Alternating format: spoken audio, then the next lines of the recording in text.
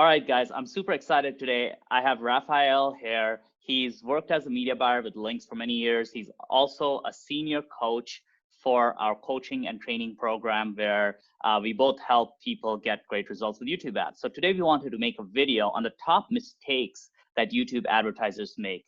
And these mistakes honestly can lead to so many issues when it comes to running your YouTube ads. So today we're going to show you how to avoid them and get some great results. Now make sure to smash that subscribe and like button so we can keep making awesome videos for you. So Raf, what's mistake number one? Sure thing, Shaz. Thanks for having me on this call.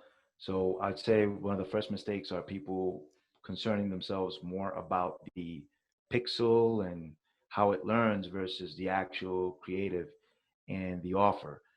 That combination of marketing, we are marketers at the end of the day, and YouTube is not going to magically find you the best customers just because it's getting data. Yes, it will improve, it will get better, but that's not the end all be all. If your offer and your creative does not work well, then it doesn't matter what data that pixel is getting. So I think that's one of the top mistakes that many people make in YouTube ads in the beginning. Absolutely. I agree 100% with that. I think one of the reasons we're talking about this is the whole iOS 14.5, with basically a lot of the data coming from Apple just being subpar. And that is definitely negatively impacting performance. But at the same time, I still see offers work really well. And the offers that work really well have a great ad and a great offer in common. What I noticed with issues like iOS 14 is it basically weeds out the weak advertisers, right? The ones who are kind of just coasting by and they're kind of in the middle of the pack. While after that, the better advertisers are actually doing really, really well. So that's really important to understand because number one, with the current situation with iOS, you're not going to have perfect pixel data. That's very difficult. Even if you're using Gclids, they're not being passed from iOS devices. So because of that whole issue, really you got to go back to the fundamentals, which is you want to make sure you have an amazing creative and an amazing offer. And the creative is really one of the keys to YouTube ads, right? Like you really need to learn how to make really great YouTube ads. And that means learning how to be engaging, learning how to really get ads that are well edited, and really being able to create an ad that people enjoy watching and are entertained by.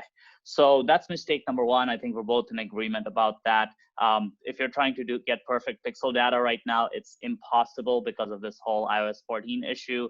The best thing you can do is obviously have a secondary tracking source in place so you can optimize better and not fly blind. But feeding the algorithm perfect data right now is very difficult to do just because of the fact that it's that data isn't being passed back. So now let's get into the second mistake. Well, I'm glad that you brought up secondary tracking because that is another mistake. You have an over reliance on the data that you're seeing on your dashboard, and you think that's the end all be all, when that usually isn't the end all be all, especially when you're using other traffic sources at the same time. So it's good to have some other type of secondary tracking. I feel like there's a mistake not only novice marketers make, a lot of marketers make. They don't really know where their conversions are coming from, where that data is coming from. Now, while things are not perfect right now with iOS 14, there are third-party platforms that will allow you to track some of that data coming from which campaign, which creative for YouTube ads. So, for example, you could have some type of uh, uh, UTM tracking where you can append some parameters where you can see if you're tracking it on your back end, you can see, oh, this creative did give me these sales down the road. But for that, you have to have your tracking in place perfectly and go into the end product. You also have other secondary products out there, just certain click trackers out there for affiliate networks such as BMob. Um, Volume is the biggest one that comes to name, so on and so forth. And you also have other proprietary trackers such as Wicked Reports and Hyros out there. But without having that data, it's very difficult to make decisions, especially if you're just running YouTube ads in this day and age with iOS 14. You're just seeing data that Google's giving you, and they're giving you half the picture, or in the US, maybe 40% of the picture, considering a lot of people use iOS. Absolutely. I think especially in the US, iOS is much more popular, while in other countries, obviously iPhone's expensive, so Androids are more popular, and with Android, usually a better data. So with our agency, what we use with a lot of our clients is Hyros. It's been working well. People also have been using Wicked reports, which can work well. So any of those tools will allow you to see better data. Now, you won't be able to feed back all of that data into Google, but you will be able to see what's working and not working and be able to make decisions based on that. So there's a difference between that, because we're talking about being able to make optimization decisions as to what campaigns to scale, pause, etc. Having accurate data for that is really useful. However, feeding that data back to the pixel is difficult because of the fact that you're not getting Gclids being passed from basically Apple devices, right? Like Apple iOS devices. Hey guys, before we move on, I wanted to talk about something very special very quickly. If you are interested in running or are already running YouTube ads, this is for you. I wanted to introduce you to a few people that are killing it with YouTube ads. Mike made over $1.5 million with e-commerce YouTube ads. Bastian did over $300,000 for a client at a 10x ROAS. Boyd's making $5,000 a day with his course. Kale made a client $40,000 from just $8,000 in ad spend. Lloyd made a client $33,000 from $12,000 in ad spend. Do you know what the one thing they have in common? They're all part of my Expert YouTube Ads training program. We have the most technical YouTube ads course in the market with live weekly calls, a Facebook group where you can ask any question you want about YouTube ads, and more. And some of the best students spending thousands or even $10,000 a day on YouTube advertising. So there's a link below in the description to go book a demo call. Go and book a call to get a preview of the course and see if it's a fit for you and if it can help you get your YouTube ads to $5,000 a day or more. Now let's get back to the rest of this video.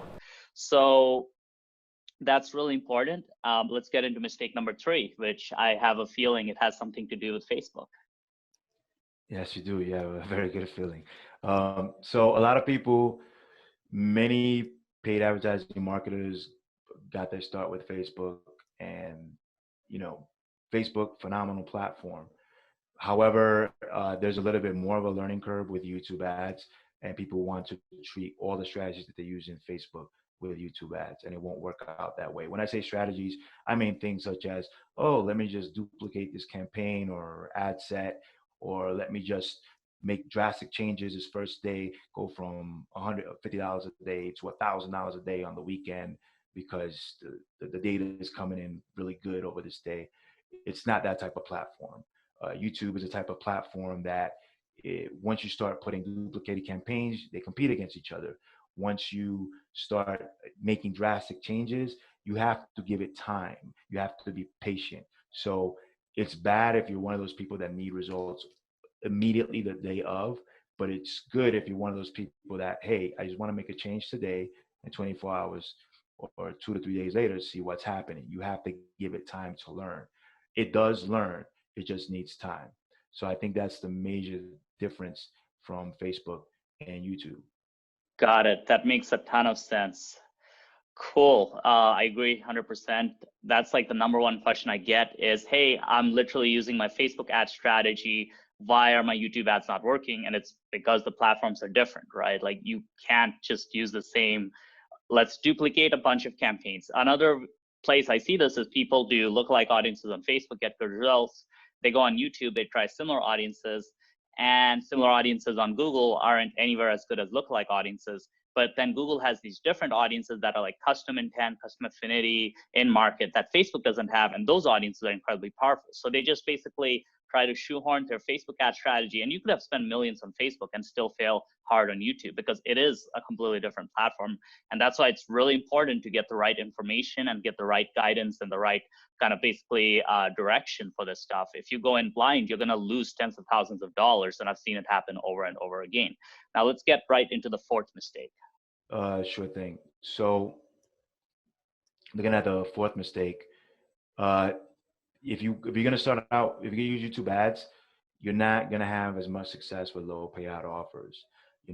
Like I know in Facebook, you have something that if you can get a cost per purchase for, I don't know, $10, $15, you're in the green, you're great. But that's gonna be extremely difficult just because the costs are different. It's easier to get 60-cent clicks on a consistent basis on a Facebook campaign versus YouTube ads. YouTube ads, you can do it, it can be done, but when you're talking about scale, you're going to expect your cost per click to go a little bit higher. Your conversion rate will not be as good because the targeting in Facebook is surely amazing. I'm not saying that Google Ads doesn't have access to a lot of data.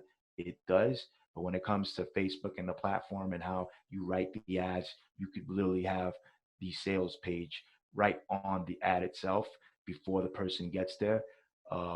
It just does not perform as well. YouTube ads is best working with something that has a higher payout, or because that's when you're going to come with a scale. Because at some point, everything's going to be a little bit more costly. You may get $2 cost per clicks. It's higher quality. However, if you're trying to sell a $15, $20 doodad from Alibaba, it's probably not going to work out very well. Yeah, absolutely. I see that as a major mistake. People have the wrong offer with YouTube ads, right? So one of the keys is that YouTube is amazing for scale, right? It's a platform where you can scale, but you do need the right offer. You do need something that's a little bit more expensive. And if you end up having a product that's very cheap, it's hard to make YouTube ads work. So there are pros and cons to Facebook and YouTube, right? Like on Facebook, you can sell lower ticket. On Facebook, you can get good results at low spend. On YouTube, on the other hand, it's a lot harder to figure out initially, but the scale is massive, right? YouTube is a winner takes all platform, right? Like YouTube is a platform where I see more millionaires being created in 5-6 months than any other ad platform. On the other hand, those smaller, the people who are not as good at advertising, people who are kind of like, go on Facebook, put in a little bit of effort, get some decent results, those people don't do well on YouTube, right? But on the other hand, the people who, even if they don't have any past experience, but they're very dedicated to figuring out the right ad, the right funnel, and the right targeting, they can often just win on YouTube and win big. So that's what we've seen is, in our community, in our coaching students, we have seen consistently people get amazing results because they put in the work and they really take the time to understand the platform and how to use it. And they're not looking for shortcuts.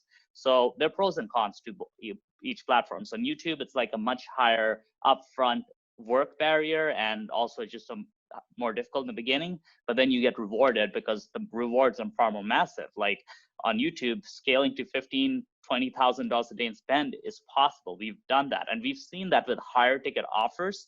We've literally had clients where we've had literally 4x the time of profit coming in from YouTube ads for a very high ticket offer where they made millions of dollars with YouTube while Facebook was getting them a much more mediocre result. So for products that are more expensive, YouTube ads can often work way, way better. So that's it for the top 4 YouTube ads mistake. If you guys enjoy that video, make sure to smash the subscribe and like button and hit that notification bell so you can get more videos.